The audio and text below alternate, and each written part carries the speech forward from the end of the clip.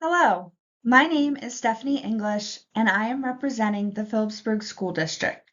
I am currently a teacher and an educational technology student. I will be presenting about bridging the gap.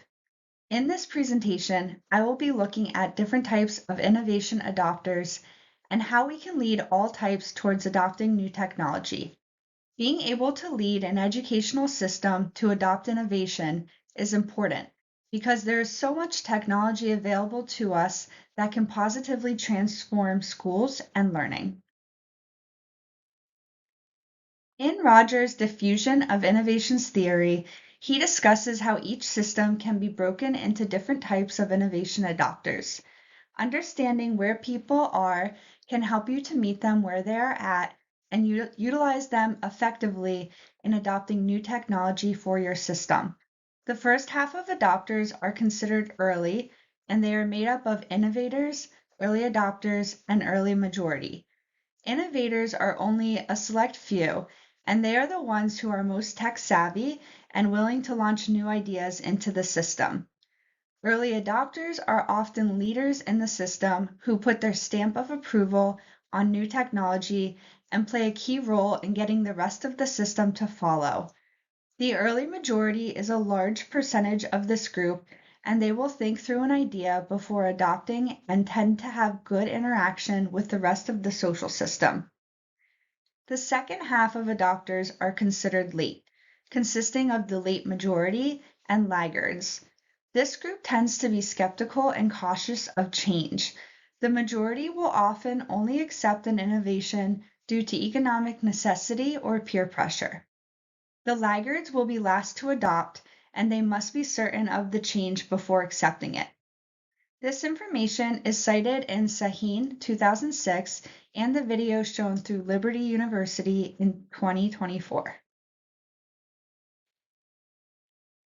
As one leads a system, you will want to utilize the innovators, early adopters, and early majority as they can be considered the leaders and the risk takers of your group. This half of your system is the most influential. As Idzardi et al. 2023 shows, positive results from this group will be the biggest chance of adoption by the system. As Tomte et al. Shares, you will want to use this group to continue to establish professional communities that will work together. This will allow the early group to positively influence the late group and show them the positive aspects of an innovation. You will also want to encourage this group to frequently share digital teaching material, cooperate to improve the use of digital resources, and observe each other's use of digital resources in teaching. From a biblical perspective, we see that Jesus reveals the importance of developing influential leaders in the training of his disciples. The disciples were some of the first people to accept Jesus' teaching. They were willing to follow Jesus, learn from him, and spread his message. In Mark 16:15, Jesus says, "Go into all the world and preach the gospel to all creation." In the same way, we want to equip those in this early adoption phase to share new innovation with others. This brings us to the second half of the system, which consists of the late majority and laggards. As Tomte et al. 2023 explains, this group can be considered the traditionalists because they prefer to do things the way they have always done them, and they resist change and new technologies. It is important to highlight the organizational support and professional collaborative communities in your system, giving the late adopters access to the support that they need. You will also want to prioritize the establishment of ongoing professional development, as this group needs to develop a sense of confidence and competency with technology before being willing to embrace it. With this group, it is necessary that you listen to them and understand their perspectives so that you can address their concerns and give them the help they need to feel comfortable with an innovation. From a biblical perspective, Jesus also shows us the importance of meeting people where they are at. In John 3:1 through 21, we see Nicodemus meet secretly with Jesus, and Jesus explains the concept of being born again to him. Jesus is able to tailor his teaching to Nicodemus to help him to understand the gift of salvation that Jesus is offering him. Like my Bible says, God specializes in finding and changing people we consider out of reach. In the same way, we need to reach out to the late adopters to meet them where they are at. Finally, it is important to lead a system in a way that models Christ. Christ is the ultimate leader, so following his example gives your system the best chance at success.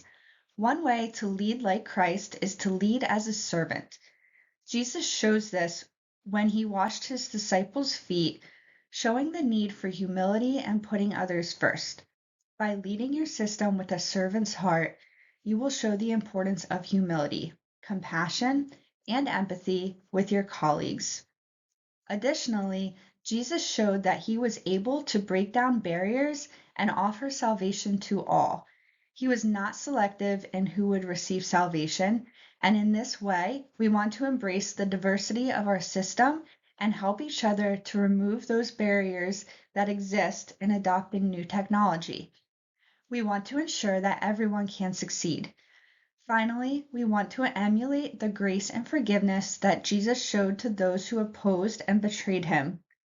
In Luke 23:24, we see this powerfully when Jesus says, "Father, forgive them, for they know not what they do," as he was dying on the cross. We want to show the same grace and forgiveness in our system. This will allow our group to grow and stay united, and by modeling our system after Christ, we can ensure the best results for our community. Finally, this is the research cited in the presentation.